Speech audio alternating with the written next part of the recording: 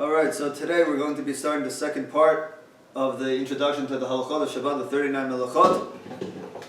And before we start, it becomes rather clear that in order for a person to violate any of the halachot, he has to violate it with a certain amount of a shiur or a measurement that's required for that specific malacha. Let's take an example for cooking. If a person were to take a drop of water to heat it up to the point of evaporation, do we assume that that is considered cooking on Shabbos that the Torah requires? Or maybe we assume that maybe a more substantial amount is needed. Or let's say the malacha of carrying. A person takes a grain of sand and he carries it in his hand. Is that considered the transport that the Torah said is forbidden? So it seems to be clear that each one requires a substantial more amount, something that would be considered a normal way of carrying things, or cooking things, or any other malacha that becomes discussed. And the Gemara does provide for each malacha what is that specific amount. However, when we look at the Mishnah, we find something interesting. I'm going to list you the Mishnah's description of the 40 malachot. Not all of them will go through, but then it does a sharp change, and we have to look at the strange language that happens. It says the following: Avot malachot arbim chaser echad. We already saw this, so the 39 malachot. And it says, Hazorea, V'achoresh, V'hakotzer, V'me'amer, if a person he seeds, or a person he plows, or a person harvests. It sounds as if any amount of seeds, or any amount of harvesting, or any amount of these things, if a person does them, it's forbidden. That's what it sounds like. But then it goes to another direction, and it says the following. Ha'aseh shtei batei nirin, v'harok shtei chutin, v'hapotzer shnei chutin, v'kosher v'borer. And he says, if he does a weaving of two different threads, or if he ties two threads, or if he cuts two things, all of a sudden, the Mishnah switches from a general malacha to describing now there's a certain shiur for certain things. And the question is, why does it have that change? This isn't only my question, this is a question that's brought down by the Tosfot Yom Tov. The Tosfot Yom Tov brings it down in his commentary to the Mishnah. And he says the following question, Batei Nirin, regarding the malacha of the weaving. So Shanten Shnei Chutin, he said, Tzir Lefresh, Lama Perish, Bekan, Be'orek, Be'tofer, Be'kotev, Shiur, Tafim, Be'beshar. So he has a question. It's brought down by Tosfot as well, and he says, why is it that regarding the malacha of stitching, or the malacha of weaving, or even the malacha of writing, it says you have to write two letters to Bechai. Why does the Mishnah say over there the shiur, as opposed to the other ones in which there isn't? So in order to appreciate this concept, we have to understand that b'kol Torah kula, in the whole area of Torah, there's something that's known as chatzi shiur, something that means half measurement. So how do we understand this? Now clearly, if a person wants to violate any isur, he has to perform a certain amount for him to be violating it and culpable of punishment. Let's do some case scenarios. If a person drinks blood, or he wants to drink blood, so how much blood does he need to be drinking in order to violate an isur karet, let's say, or at least a lav? So we say a revit. If a person eats pig, chazil, how much does he need to eat in order to be culpable for punishment of lashes? So we say a kazayit, because there's no eating that's less than a kazayit. However, the question becomes, let's say a person eats less than that, or a person does less than that amount. Is there still an isur, but he's just not liable for punishment, or maybe there's no isur whatsoever from the Torah's perspective? So, there's a famous Gemara that's found in the Gemara in Yoma that addresses this question and ends up being a machloka between two great Amoraim. The Mishnah says the following. It's a Mishnah in Yoma and Dav Ayin Gimel and Bet. Yom Kippurim asur ba'achila u'b'shtiyah. On Yom Kippur we are forbidden from eating and drinking. Okay, so clearly the language is that it's asur midoraita to eat and to drink on Yom Kippur. Now the Gemara picks up on this language and says a very interesting question. What do you mean it's forbidden to eat and drink? The fact you're telling me it's forbidden makes it sound as if it's not good to do so, but there's no punishment that goes along with it. But clearly if a person eats or drinks on Yom Kippur, what is the punishment? Correct. Okay. So the Gemara asks a question. Why do you tell me it's only forbidden? Say it's also correct to do so. It's a much stronger emphasis if you say it's isur karet. So the Gemara says no. You're right. However, the reason we're saying it's asur is because it comes to teach us that it's asur even in minute amounts. Even if you have less then the appropriate shiur. Does anyone know what shiur is required for a person to be chayiv kareta on Yom Kippur? Kazayit? No, not kazayit. It's known as a kakotevet, right? Which is approximately somewhere between an ounce and 2 ounces between a kazayit and a kabetza. But the Gemara says even if a person would have less than an amount, you'd still be over an isur d'oraita. And the Gemara says, okay, that's great, beautiful. However, this idea is subject to a machloket. This doesn't have the opinion of all opinions. So how do we know this is machloket? So the Gemara says the following on Daf Ayin Daled Aleph, and this is going to be a very wild idea. Gufa, we have a statement. Chatzi shiur, regarding the idea of half measurement. When we say half, it doesn't mean dafka half. The Achronim and Rishon both say that half just means anything less than a whole. It could be a quarter, it could be even a smidgen amount. It doesn't dafka mean half. Chatzi shiur, Rabbi Yochanan Amar, asur. Rabbi Yochanan says that half a measurement, any less than amount that is prescribed by the Torah, is still forbidden from the Torah. Resh Lakish Amar mutar. Mina Torah. Resh Lakish says no. Really, midoraita. If a person were to have even less than an ounce of chazir, let's say less than an ounce of pig, it's permitted from the Torah to have less than an ounce. It's only assumed in midorabanan, but midoraita, the Torah said it's forbidden only when it is the measurement itself. So this becomes quite of an interesting take of a back and forth. So we have a question: what is the source? What is the source for these two opinions? So it says the following. Rabbi Yochanan Amar Asur min Torah. How does Rabbi Yochanan know that it's Asur min Torah to do so? So he says that the Have Chaze La'atztirufe.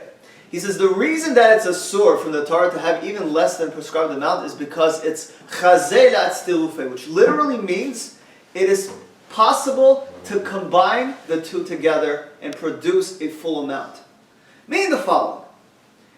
If half a measurement will give me 0 punishment, and another half measurement is also 0 punishment and really 0 isur, how can it be possible to put two of them together and become a full isur? 0 plus 0 equals what? 0. So you can't tell me 0 plus 0 equals 1. Doesn't make sense. It must be what? That even a half measurement is forbidden. A half measurement is forbidden. When combined, however, it's going to produce a full isur. And it's only the full isur that makes a person culpable for punishment. Reish Lakish says, however, no. That's not the case. Chazel Tzturfei, we're not concerned about that. But he says rather the only thing that the person should be concerned of is the following. Reish Lakish Amar, Mutar min Torah achila amar rachamana v'leka. He says no. The only time the Torah says it's asur is when you actually fulfill the full measurement of eating.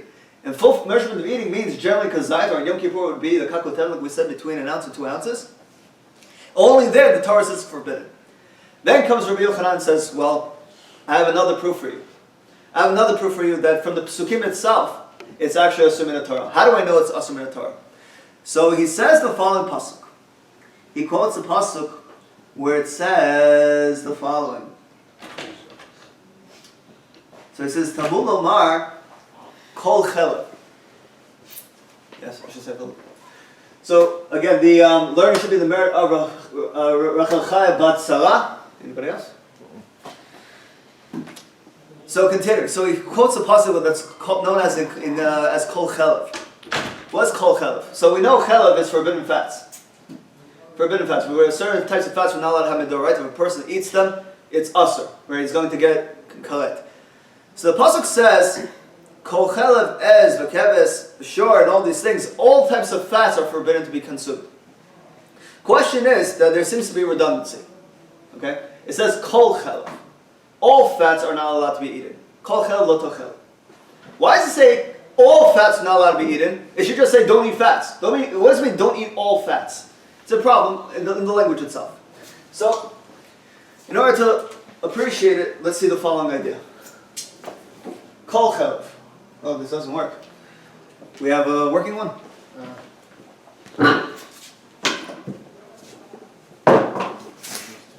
Alright, thank you. So let's look at it. First of all, Rabbi Yochanan says the following. The first idea is Chazil Atzturife, meaning that it can be combined.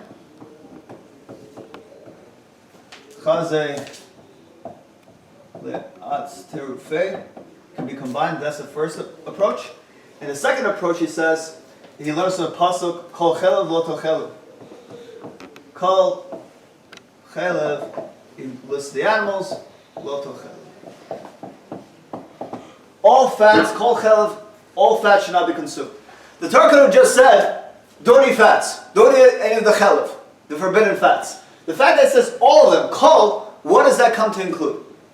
Rabbi Yochanan says kol comes to include even a half measurement, even a half a shear, even half a measurement, meaning even less than the full amount would be asur as well. Reish Lakish says, that's very nice, pasuk. However, what? It's called an asmach d'alma. It's very nice, but that's not actually what the pasuk means. It means something completely different. Everybody wants to know, you can look at the Gemara and Zvachim, it goes into this discussion as well. What kol chelev might be according to Reish Lakish. So essentially, what you have is the following. According to Rabbi Yochanan, he brings two proofs as to why it should be asur, even in a Torah if it's less than a measurement. One reason is because multiple measurements combined can become something substantial. The second is from the pasuk of kol chelev.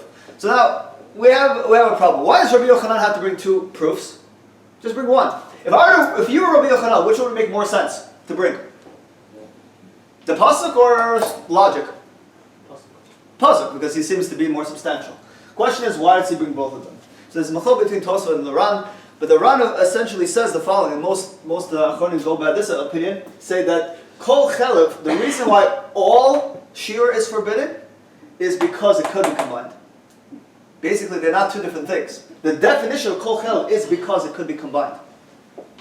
And if you look at the halach in the Rambam in the beginning of Hilchot Malachot Asurot, and also in the Shulchan Aruch in Yerodea, Siman Pei, we paskin like Rabbi Yochanan that it's actually asur min haTorah to have even less than a measurement. You might not be culpable for punishment, but it is asur min d'oraita as well. So now, what becomes subject to a very interesting machloket, and this is where it gets very cool, it starts opening to other branches, is when Rabbi Yochanan says that it can be combined. Chazal let's do rufei. There's two ways of understanding that. Okay, two ways of understanding it. The first way is as follows. That the reason it's forbidden is because let's say a person eats half a measurement. Let's say he takes half a bite of an ounce of chelev. Okay? So now he ate half. But now, since there's another half in front of him, we might be concerned that he's going to be eating the other half. So since this might be a concern, therefore the Torah says, no, even half of it is forbidden because we don't want you to complete the full measurement. According to this idea, the reason that the Torah forbids it is because it's a fence to prevent the person from actually violating it. Okay? So basically it's a siyag, it's a fence, it's a guard to ensure that a person is not going to violate the full measurement. So one says that this is actually a geder, which means it's a fence to prevent further violation if a person comes to the full measurement. A second opinion, however, says no, that's not what it means. If a full piece of chelev is asur, therefore every molecule of chelev should be asur. Meaning that it's not that the Torah says we don't want you to have half so you won't come to a full. The problem is the half itself. Even if there wasn't a full piece, even let's say the following situation happens. Let's say this is a famous case that's brought down by the Noda Yehuda. Let's say we know a person is not allowed to eat chametz on Pesach. Okay? So let's say a person is on the last day of Pesach. Last day of Pesach, Pesach is going to finish in 3 seconds. Okay? So now a person takes one bite. A person takes one bite of his of chametz. Half a kazait of chametz. Now we know, since it's his last bite, he's not going to be able to finish it because Pesach is going to be done any moment now. Is he allowed to do that? Midoraita. So according to the opinion that says it's only a fence, right? So you don't come to finish the full measurement, there would be no problem because you're not going to finish. But if you're going to say that each piece is asur, each piece is asur, therefore even if you don't have time, right, it would still be asur regardless. So there's a big nafkamina between the two of them, in the situation where it would be impossible to get a full measurement. So these two approaches are discussed greatly by the Acharonim, and it's also discussed in the opposite way as well. It's not only whether each piece of it isur is forbidden, but how about a mitzvah? How about the other way? Let's say you have the chiyuv of eating matzah on Pesach, right? Let's say a person doesn't have a kazayit of a full matzah. He only has half of it. Does he fulfill a mitzvah of eating half a kazayit? And that discussion is completely subject to this idea as well. If the reason of chatzi shira is forbidden because it's of just offense, therefore half a kazayit of matzah is not going to do anything. But if you're going to tell me the reason is because each piece is asur, therefore for matzah, each piece is a mitzvah. Exactly. So this becomes quite a controversial idea. It's brought down by many achonim. It's brought down, I can tell you some of the achonim and the contemporary poskim that actually go by this idea. It's brought down by the Chida in his Birkei Yosef, in Siman Tavpei Bet, I believe, to Hilchot Pesach. He says that even though full kazayit is required for the full mitzvah, each one has a thing on itself. Rav Etzion Abashul also says this in the Etzion. He says that it also has a portion of a mitzvah. Chatam Sofer says that as well. But you can bring a whole bunch of other achonim that go against this idea. So clearly, this idea of chatzi shir plays a role in many areas of halacha, and it's all dependent upon how we understand what chazel itzturufei means, whether it's just a fence or whether each individual piece is forbidden or not. So with that, we can take this whole paradigm and bring it into the Chod Shabbat. And what exactly is the din regarding Shabbat if a person violates a half malacha, and how we view these things. So Hashem will continue with the shiur tomorrow regarding Shabbat and present it more according to Pasha Baruch Amen.